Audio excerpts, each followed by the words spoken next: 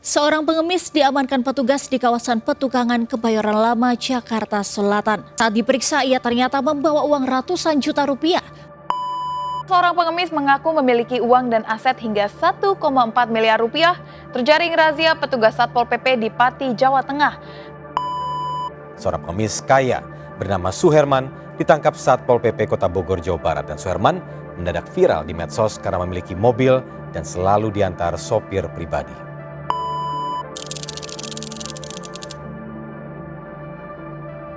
Di sudut-sudut kota, di bawah terik matahari atau rembulan yang dingin, kita seringkali melihat mereka. Tangan-tangan menengadah, mata-mata memelas, dan kisah-kisah pilu yang terucap. Mereka adalah para pengemis. Citra kemiskinan, kesusahan, dan kerapuhan yang begitu lekat, kita merasa iba, tergerak hati untuk berbagi selembar 2 lembar rupiah. Namun, bagaimana jika di balik jubah usang dan kisah-kisah pilu itu, tersimpan sebuah rahasia yang jauh lebih mengejutkan? Bagaimana jika di balik tangan yang menengadah itu, tersimpan kekayaan yang melampaui imajinasi kita? Ini bukan lagi sekadar cerita urban. Ini adalah fakta, sebuah realitas yang diungkap oleh data, oleh berita-berita terpercaya, serta oleh lembaga hukum dan kedinasan negara yang resmi.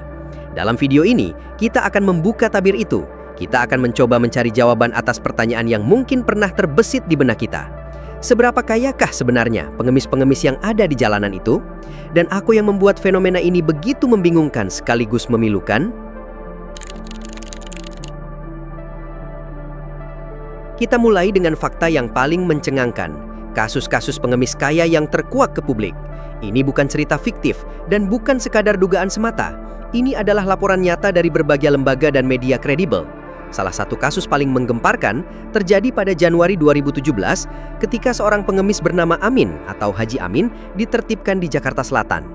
Aparat suku dinas sosial Jakarta Selatan terkejut bukan kepalang saat mengetahui Amin memiliki uang tunai lebih dari 100 juta rupiah di dalam karung yang dibawanya. Ia juga diketahui memiliki rekening bank dengan saldo fantastis yang jumlah pastinya dirahasiakan namun diperkirakan mencapai miliaran rupiah.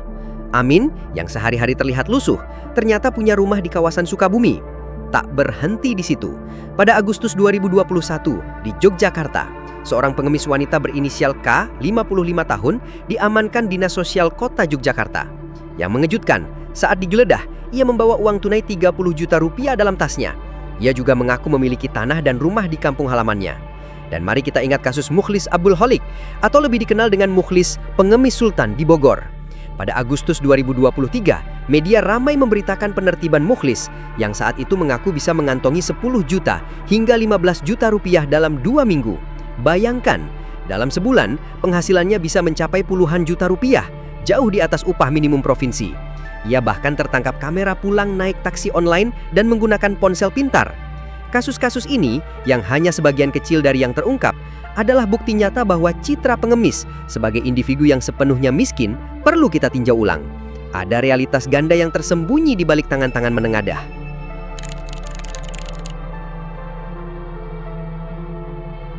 Lalu, bagaimana mereka bisa mengumpulkan kekayaan sebanyak itu? Jawabannya terletak pada ekonomi jalanan dan sisi gelap dari profesi mengemis.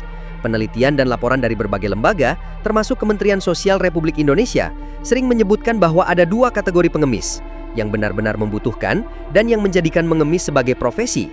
Golongan kedua inilah yang menjadi fokus kita. Penghasilan harian pengemis profesional bisa sangat fantastis. Laporan dari berbagai daerah menyebutkan angka yang bervariasi, namun cukup konsisten. Misalnya, pada Mei 2024, Kepala Suku Dinas Sosial Jakarta Pusat, Nurjanah, mengungkapkan bahwa pengemis bisa mengantongi Rp200.000 hingga Rp500.000 per hari. Bahkan, di lokasi strategis seperti persimpangan lampu merah atau pusat perbelanjaan, angka itu bisa meroket hingga Rp1 juta per hari. Jika dihitung, dalam sebulan, seorang pengemis bisa menghasilkan Rp30 juta, lebih dari gaji manajer di banyak perusahaan. Tapi ada sisi yang lebih kelam lagi. Fenomena ini tidak hanya tentang individu. Laporan investigasi dari media seperti Kompas.com pada Oktober 2023 dan pernyataan dari Polri serta Dinas Sosial berulang kali menyoroti keberadaan sindikat pengemis. Kelompok ini merekrut, melatih, bahkan mengeksploitasi orang, termasuk anak-anak dan penyandang disabilitas. Mereka diatur, di-drop di lokasi-lokasi strategis, dan penghasilan mereka sebagian besar disetor kepada koordinator sindikat. Anak-anak yang seharusnya bersekolah dan bermain dipaksa untuk mengemis, menciptakan pemandangan yang memilukan. Penyandang disabilitas dimanfaatkan untuk menarik simpati. Ini bukan lagi tentang kemiskinan, ini tentang eksploitasi, tentang kejahatan terorganisir yang memanfaatkan kebaikan hati masyarakat.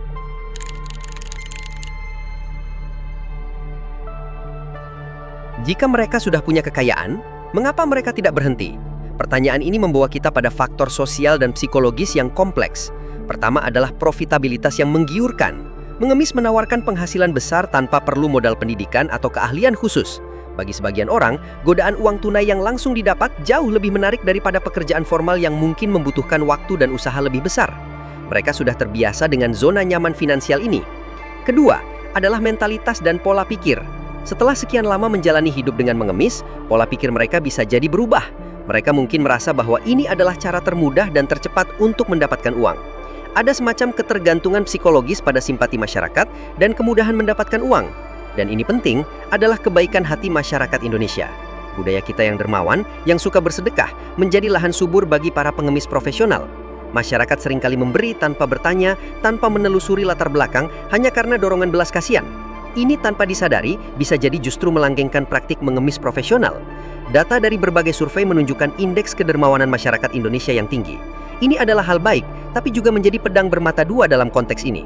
Pemerintah, melalui berbagai program, seperti program bantuan sosial dan pelatihan keterampilan, terus berupaya mengatasi masalah kemiskinan. Namun fenomena pengemis kaya ini menunjukkan bahwa masalahnya bukan hanya soal kurangnya bantuan, melainkan juga soal pilihan hidup dan dalam kasus terburuk, eksploitasi. Beberapa pengemis yang tertangkap bahkan diketahui masih menerima bansos, namun tetap mengemis karena hasilnya jauh lebih besar.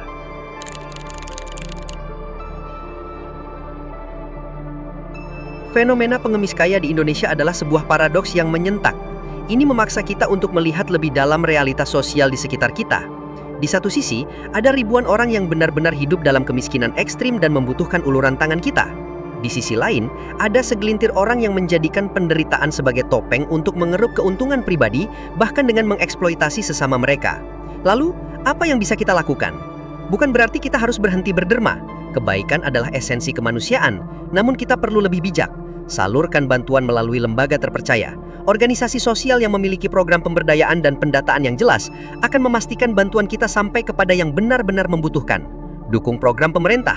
Program-program penertiban dan pembinaan yang dilakukan oleh Dinas Sosial atau Kementerian Sosial bertujuan untuk mengurangi jumlah pengemis jalanan dan memberikan mereka kehidupan yang lebih layak. Tingkatkan kesadaran. Dengan memahami fenomena ini, kita bisa menjadi bagian dari solusi, bukan bagian dari masalah. Jangan biarkan simpati kita dimanfaatkan untuk tujuan yang salah. Kisah tentang pengemis kaya adalah cermin bagi kita semua.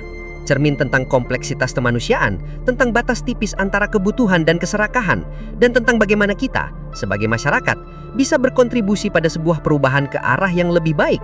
Mari kita bersedekah, mari kita berbagi, tapi mari kita lakukan dengan bijak, dengan pemahaman dan dengan harapan bahwa setiap uluran tangan kita benar-benar menciptakan perubahan ke arah yang lebih baik.